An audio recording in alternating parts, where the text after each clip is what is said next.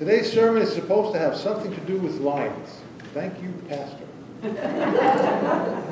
So let us begin with some of the attributes that lions symbolize. Anybody have anything? What does lion symbolize to you? Strength. I'm a Leo. Courage. Courage. And I have a funny story for you. Okay. In Leprechaun, this carnival girl came, and a lion was there, and I started petting him. And he started purring, his eyes went in his head, and my sister comes over, stop petting the lion. She breaks it, the lion comes around, roar, right in my sister's face. Huh. That's a great story. This was not set up. That fits perfectly with today's lesson. A lion can be fierce with the roar, or it can be like a lamb, purring, right? Thank you so much for that. Majesty, strength, courage, justice, and power are a few that come to my mind. Certainly there are many references of lions in the Bible and in society. When I Googled the word lion, what came up? Of course, The Lion King. The play and the movie came up very quickly. Yeah. But there's also King Aslan in the novel The Lion, the Witch, and the Wardrobe, part of the series entitled The Chronicles of Narnia by C.S. Lewis. That one has particularly religious overtones as King Aslan dies on the stone table, sacrificing himself for a character that seems unworthy. Sound familiar? Only to rise from the dead and save the world of Narnia. And Jesus, as king, has been referred to as the Lion of Judah, as we all know from the children's sermon. But how do I relate today's reading to a lion? Well, March comes in like a lion and goes out like a lamb. You've heard that? Although with the climate crisis we are in, who knows how much longer that will remain a truism. The lion and the lamb can be one, displaying characteristics that are necessary for the moment. Aren't we like that? Sometimes we are meek and demure, cute and playful like a lamb. But cross us, and there can be thunder crashing with fire and brimstone, as if you leave the milk on the kitchen counter and don't put it back in the fridge overnight, or you leave the last square of toilet paper on the roll. Similarly, Jesus the lion can also be Jesus the lamb. It's complicated and yet simple at the same time. Jesus is the great divide in human history. He came to separate the faithful from the faithless, the wheat from the chaff. Or did he? Did he not come to save as many of us as want to be saved? He did so by bringing us the gift of faith, as mentioned in the second reading. So what is faith? It is complete trust or confidence in someone or something. Like you had faith when you pet the lion, and it worked out for you. And the lion tamer that I had at my house last weekend, I didn't ask him if he put his head in the lion's mouth, but I imagine he was in close proximity.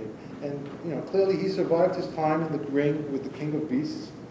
But did he have faith, or was he just a foolish, brave lad? I'm not sure.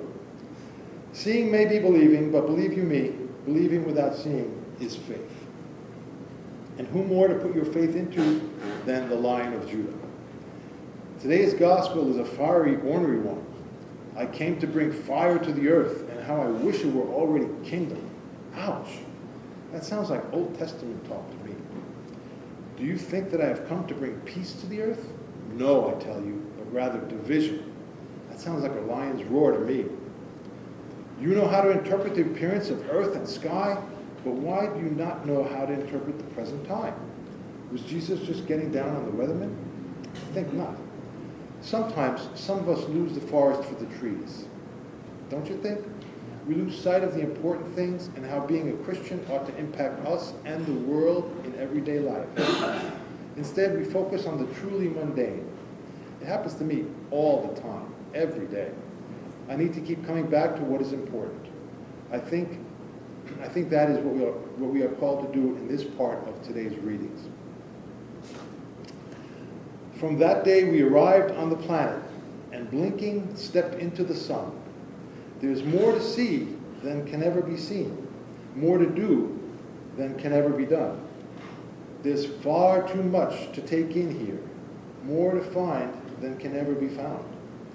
But the sun rolling high through the sapphire sky keeps great and small on the endless round. It's the circle of life, and it moves us all. through despair and hope, through faith and love, till we find our place on the path unwinding, in the circle of life. Sorry, I just couldn't get through today's sermon without words from the Lion King. Be thankful we didn't go the away route. Over the top. I tried, but I just couldn't get it in there. I found the words to the circle of life brought me back to earth after contemplating the fiery readings of today. This is a huge, beautiful planet that we are born unto. There are so many things to see and do and hear and taste and feel. We cannot experience them all. And when the cacophony of life is ready to confuse us and drive us crazy, when we move through despair and hope, through faith and love, just look to stay rooted on the rock of Christ's love for us. As the Beatles sang, all you need is love, love is all you need. Amen. I used to have a great memory. I think I did, I forgot really. It had nothing to do with my own doing. It was a gift that God tucked inside my head when I was created. The funny thing was, this is the truth, that I was never good at remembering names, and Amanda will tell you that. Most names, names of people, names of places, no clue. Even names of songs that I could sing word for word, I knew all the notes, just could never remember the title. My brain is weird like that. So I marvel when people can quote the Bible and say it's from exact location, this verse, this number. I can't do that to save my life, except for one, and I'll share with you my trick for remembering that today. The number's 1313. Mean anything to anybody? 1313? The monster's address? Very good. 1313 Mockingbird Lane. Okay. Very good. Huh? There is another famous 1313 that I'm sure you'll have heard many times. It's 1 Corinthians 13:13. That fabulous line about faith, hope, and love, and the greatest of these is Love. love. And so I end with this. Jesus is both the lion and the lamb. He is whatever he chooses or needs to be at the moment. We are to both fear God and love God.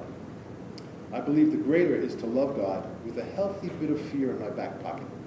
May God bless you and keep you. Amen.